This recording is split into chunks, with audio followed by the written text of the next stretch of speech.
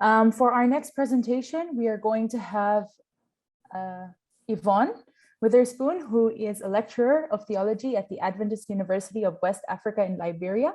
She comes from Togo and she is passionate about learning and teaching. She is no stranger to our community. She's an alumna of IS and she has previously served as an officer of our very association that we are meeting with today. Her topic for today is building authentic communities through small groups, a qualitative study of the young women experience in Girls' Night In Bible Study Group. I just want to remind you that if you have any questions, please put a Q before your question in the chat box and we will read them at the end of her presentation. Sister Yvonne, thank you so much for being here. We look forward to what you have to share with us today.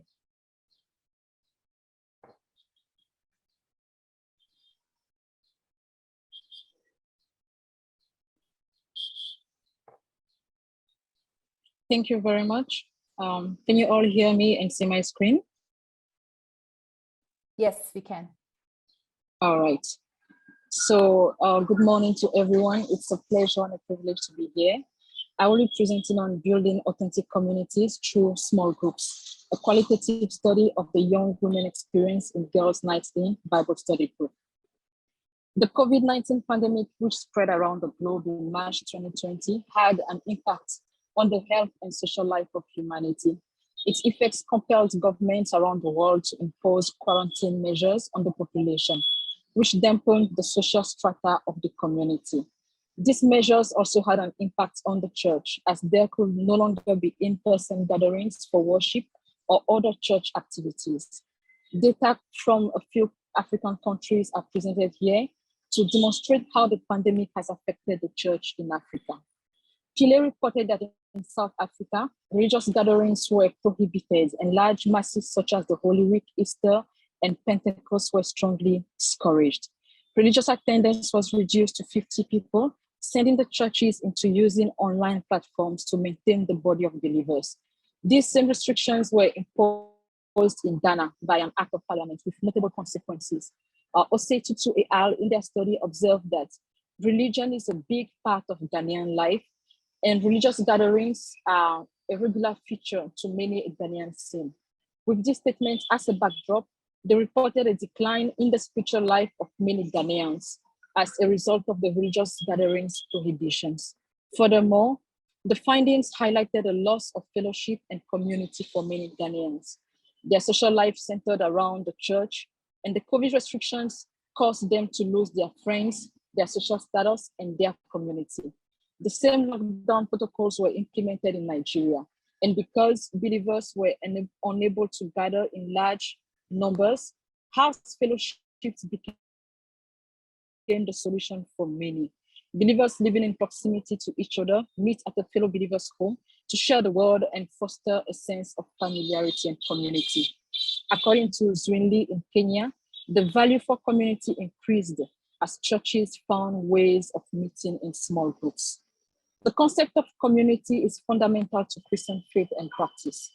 God is a community in the Trinity and has operated in communities. The New Testament church worshipped in small house communities, which bred close fellowship and friendship as seen in Acts 2:44-47.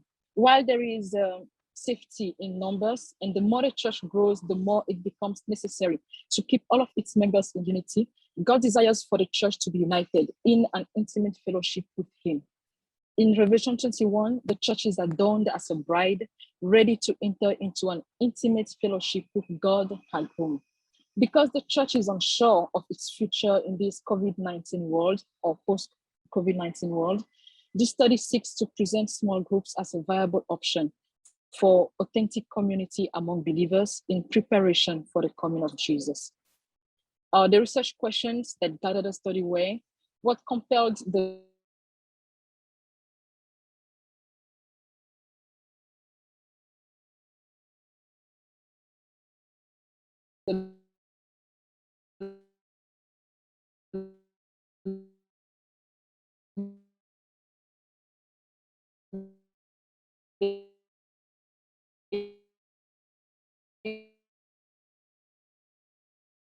ladies to attend the GND approach, the personal experiences of the researcher, and the audience for the report. These criteria were well thought out in the choice of a methodology and a research design. A qualitative approach matches the goal for this study. Since with this method, the researcher does not know the important variables to examine. Narrative inquiry is the research design, as it is the stories of the women in the study that provide the data. Clandinin and Connelly stated that narrative inquirers tend to begin with experience as expressed in lived and told stories. In this study, the personal experience of the researcher can also be taken into consideration. Finally, the church in Africa, especially the Seventh-day Adventist Church in Africa, is the audience of this study. Africans are accustomed to hearing stories and drawing lessons from them. So this method fits the practice of the culture. The target population. For a qualitative study, the population is acquired through a non-random, purposeful, and small sample. Purposeful sampling is used to select participants who will best help the researcher understand the problem. Participants were selected in the following manner.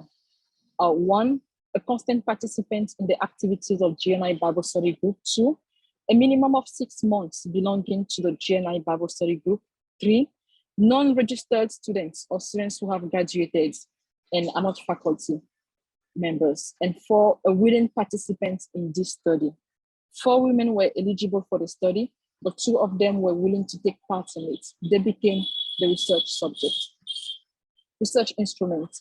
Data gathering was done using an interview guide, observation, and document analysis.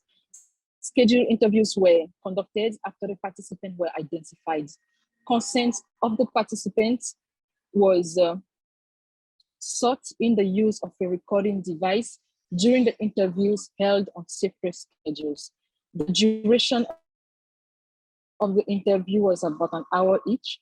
Validation of the interview guide was done with 2 people, 1 GNI member who was not a part of the research and a church pastor. Their comments on the questions were considered in the formulation of the final set of questions. Data analysis. Discussions were recorded and transcribed before attempting any analysis. Data were coded manually using open and axial coding. Thematic analysis was used to group the categories into teams, deriving from both data and the researcher's prior understanding of the studied phenomenon. Self as researcher. The researcher was part of the GNI Bible Study Group from its beginning in October 2020 until she left IAS after having completed her studies in December 2020. The researcher is well acquainted with most of the ladies in the group, and this relationship became an asset in providing her with a connection that established trust and openness during the interview process. So what is GNI? Girls' Night In, or GNI Bible Study Group, is comprised of about 13 single young women on the campus of IAS who come together to study the Bible.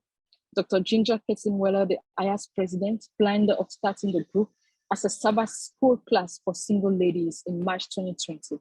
But due to the pandemic, the group began in October 2020 as a Friday evening study group. The group normally meets for meal fellowship, then Bible study begins. Portions of scriptures are read and discussions are held from the reading. After that, people open up and unload during the testimonies and prayer request time. Then the study ends with prayer. The time frame for GNI is mostly between 2 to 3 hours, but there is flexibility depending on the day. The group tries to meet mostly in person, but when circumstances prevent, they meet online or postpone if need be. Everybody takes turn leading GNI, and by now, several books of the Bible have been studied. There are also discussions about having a missionary outreach program. The group profile. The 2 women in this study have been in GNI for a total of 1 year and 6 months. They were part of GNI since its inception, and they continue to be part of the community. The women are in their late 20s and early 30s, and they have been part of the Seventh-day Adventist Church from their birth. They are both from different cultures, but are well acquainted with diversity. To keep the anonymity of the participants, the pseudonyms given to them are Zoe and Lila. So these were the themes that were found from the study. Their spiritual life before GNI, the reasons why they joined GNI, How was the experience, the joys and challenges discovered or experienced, the reasons that made them stay, and their thoughts on the relevance of GNI. So their spiritual life before GNI. Zoe had a neutral, bland spiritual life. She had been hurt by the church, and even though she still wanted a relationship with God, she didn't actively go after him. She states, I was challenging God in a way to keep me close to him. Although I wasn't really doing anything much on my end, I was just going along with the flow. Lila shared, my spiritual life was okay. I wasn't in any kind of small group of anything like that. Prior to GNI, I was reading through the Bible, but I was looking for a community. That part was essential and was missing from my spiritual experience. Why did they join GNI? The first reason was the desire for community. For Zoe and Lila, it was the desire to belong to a group beside the family units. Zoe had tried to have a group like this in her home. Lila mentioned, I was looking for community. I needed substance in my conversations. And this was an initiative that I had asked another older woman to start with single ladies prior to the lockdown. And Zoe also stated that she joined because I wanted to find out if it was something that fit my personality. And because I knew most of you guys, it helped a lot. So familiarity with the members also helped in joining the group. How was the experience? The first subtopic or the first sub-theme was the study format. Zoe shares, the format was a little different because when you are just girls, I think you can open up a little bit differently to get to know each other on a personal basis. And we built something together that was not forced, in the sense that nobody was expecting us to come knowing the Bible fully. We came together to understand the Bible, actually by reading it together and discussing it. So you didn't necessarily feel embarrassed. Nobody was asking you questions and putting you on the spot. The setting, Zoe recalls, you were in an intimate setting, so that circle makes us close to each other. We felt at ease at home. We could feel that we were welcomed and that it was a warm environment, so we felt more relaxed. And in that environment, we felt also probably more open to discussing about the Bible. Lila comments, we had a core group. It was much more like a community. When someone was not there, we were texting them. It was very much like looking forward to the end of the week so I can spend time with my people. It was community oriented. The joys and challenges. The challenges were the overlap of roles, because the women in GNI play different roles in their daily lives. Some outside situations can sometimes affect the dynamic of relationships. But there were more joys. Zoe remarks, we get to open up at the end of the week and laugh. We formed a really good friend group so that we are very open with each other about our personal struggles and we celebrate each other. We ask for advice and always come together. This has brought a lot of joy to my life because it's a friend group that sometimes I don't think I would have chosen initially. So it's brought a lot of new friends to my life and made me more open to seeing people in a different light than I usually would. She adds, I find myself more excited to study and read up and find answers to questions that we have. It's not a boring experience. It's not like sitting in church and just listening to somebody preach about it. This time, we compare Bible stories and characters from the Bible to our own lives. And she continues, it has strengthened my relationship with God in a way that I don't feel pressured. I don't feel like I have to prove anything. I feel like I'm learning slowly but surely. And I haven't had to force myself to do it. It's come naturally in this group. For Lila, it was nice to have a community to look forward to being with, to talk with, to pray with. It was nice to bond over food, over a conversation, over something of substance. The reasons that made them stay at GNI. The first was fellowship. Zoe describes it as the feeling of being heard and being welcome. Nobody is making me feel judged for my comments and questions. Lila mentions it as that sense of community, having a group of people praying over things, looking forward to being able to unwind in a safe space. And Zoe added that you are also called to lead in a way to participate in this group. So there was opportunity for leadership. The setup, the thoughts on what makes GNI relevant. The setup.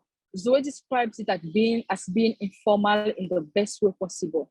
There are no special speakers, so it's us getting in the Bible by ourselves and we don't feel intimidated. Lila comments, GNI is multifaceted. It was free. It was a free open space for anybody to ask questions and we all gave opinions. And there was a social aspect. We felt supported. We felt like someone was contributing to our future. Also, the hostess helped. According to Zoe, the hostess has a welcoming personality. She knows how to include people from diverse walks of life, and she's very careful about how the people who come into her home feel. Lila added, I think you need someone who has the hostess mentality because you need that person to be able to make people feel comfortable in their home. I don't think you could do a group like this in a public setting. It wouldn't work. And Zoe and Lila agreed that the number of people should be limited to a maximum of 12 people. They both admitted that the group flourished better because of the restrictions on movement that were put in place due to COVID. Conclusion.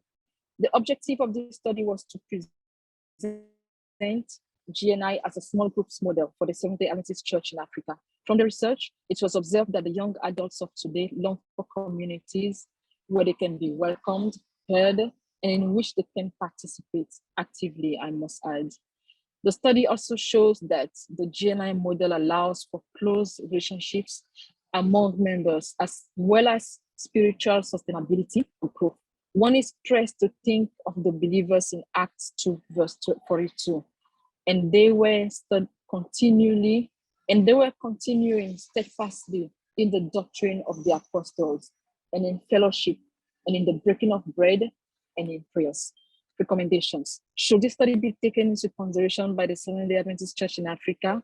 Here are some recommendations. Further study can be conducted to find out the factors that enable GNI to develop such a strong community. The essential roles required to foster growth in the group should be given careful consideration. And perhaps some pilot GNI programs can be run in some African churches to verify the validity of the model in a different culture, with maybe ladies only, maybe men only, and ladies and men. Thank you.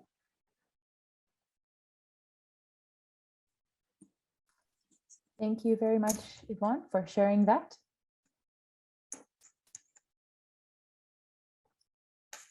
If you have any questions, please remember to put them in the chat box below and we will get to them. Sister Yvonne, there's a question. What do you mean by the word authentic? How are you using the word? Which groups can be said to be unauthentic?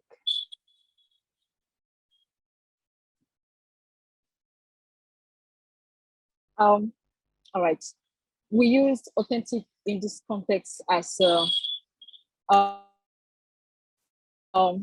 by definition, a community where you see people being free to open up and share what is going on, in their lives and in their minds. Where people are not afraid to speak up, where they're not afraid to, they can just be themselves. Authenticity has to do with being themselves as they are and portraying who they are in the study group. Okay, and the second question, the follow-up question to that is, which groups can be said to be unauthentic? Well, based on the definition I gave, I think that from the definition, any group that doesn't really allow the participants to speak freely and share, themselves as they are, can be considered unauthentic. Okay, thank you very much. There's another question here. This is an interesting and relevant empirical study. Why did you choose narrative inquiry instead of case study, since your research questions are aligned to case? So I had the research questions guided the questionnaire. I would say we had a questionnaire and an interview question. I wanted to choose narrative inquiry because narrative inquiry helps to tell the stories of the people just as it is. That's the difference, or that's the peculiarity of narrative inquiry. It tells the story. So it's like the participants are telling their stories, and I'm just revealing what they have shared from their stories. Okay, thank you. There is a direct message with a question. Based on your experience, what are the key strategies that has helped GNI stay together? We used to have a boys' night, but at some point we got bored. So from the study, what I said was that we realized that GNI began during the period of the pandemic, and there were restrictions on movements, where to go and where not to go. So people were looking for a community, a place to just be outside from their own homes. So that was the first thing that helped a lot. It helped the group to grow.